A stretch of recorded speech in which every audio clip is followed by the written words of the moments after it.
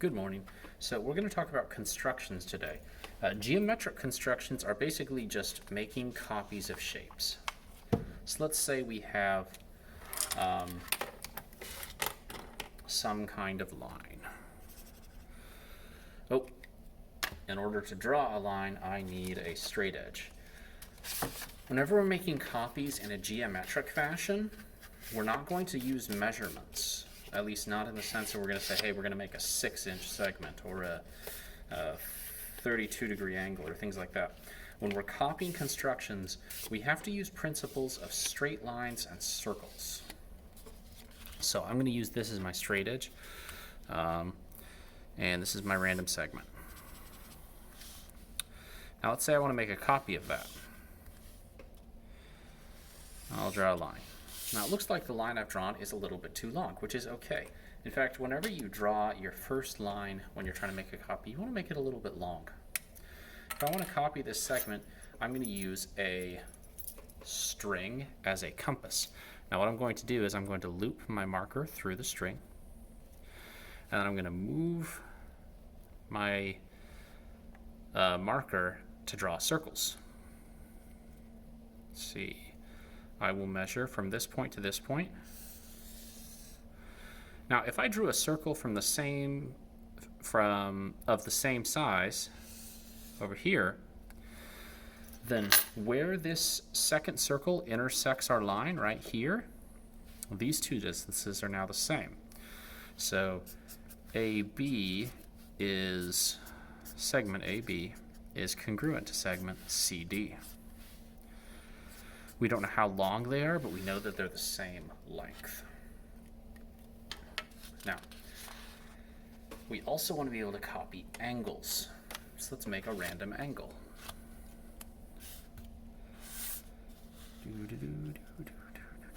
All right, that's a good random angle. I'm going to copy it down here. So in order to copy this one, again, we're going to use that circle trick. We're going to make two circles of the same size. One starting at this vertex of this angle, and one starting at this vertex of this angle. Now, if I use the string to measure from here to here, where the two pieces of the circle, where the arc of the circle intersects the angle, which I'll do right now, then down here we can do the same thing. And if I connect those two lines where they intersect, our angles will be congruent. Now it looks like I wasn't perfectly lined up with my arcs. If I'd been more careful, this would be a more perfect copy. So we can copy angles, we can copy segments. We also need to be able to cut both of those things in half. So let's say I have a segment here. Segment AB. I want to cut segment AB in half. So in order to do that, I'm going to draw circles again. I'm going to draw a circle from point A and a circle from point B. And they're going to be of equal size.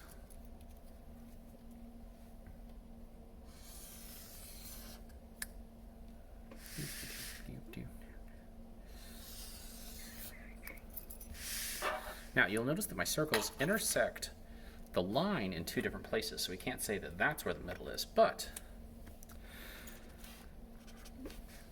if we connect these 2 points where the circles intersect,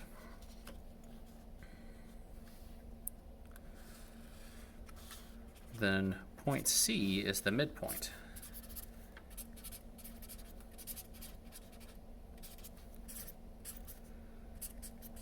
Of AB. We also know that this segment is perpendicular, so this is a perpendicular bisector. So we cut it in half and we made a right angle. 2 for 1. Okay, what about cutting an angle in half? Let's make an angle.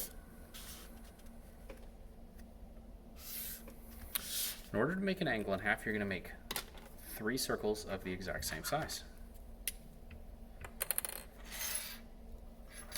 First circle is going to be centered at the vertex of the angle.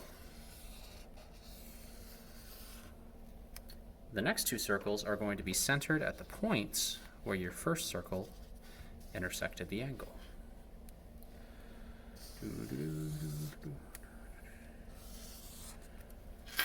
Now, will those second circles intersect? If you connect the vertex to that point,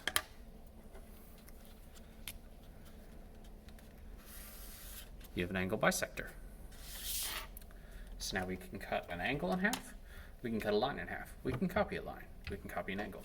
Last thing we want to do is make parallel lines.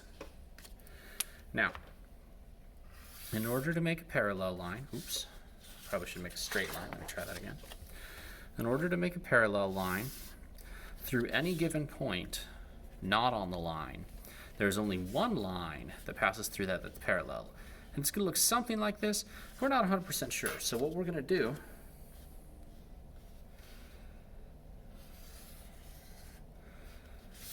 is we're going to copy a line like this. Now what we need to do in order to make a parallel line is we're going to make a pair of congruent angles. Now we're going to do that just like we did before. We're going to draw a circle centered at one vertex and where other vertex should be. So these two circles are of the same radius. One circled at this point, one centered at that point, one centered at that point. Now I can measure the distance in between this arc, in between these two rays. I'm going to copy that up here. And where this point intersects, this line right here is our parallel line. And those are the basic constructions you need to understand in order to complete geometry.